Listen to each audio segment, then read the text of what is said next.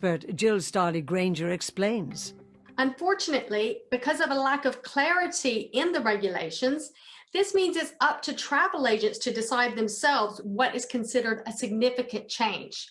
And the problem is, because there is no travel industry ombudsman, if you disagree with the travel agent, in most cases, your only option is to go to court.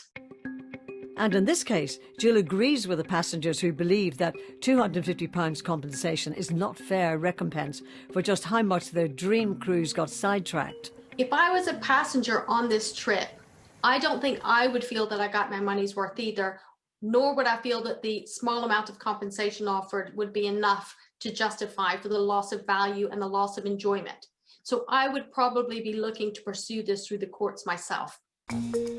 As you know, going to court to settle a matter with a huge company is a daunting undertaking. So Jill says there are a few other things you can try before taking this big step.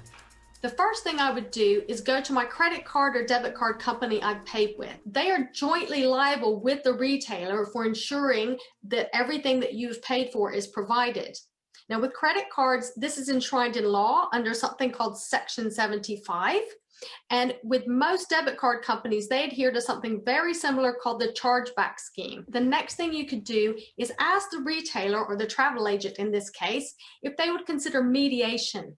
Mediation tends to be a much simpler process, tends to be much faster and cheaper than going through the courts.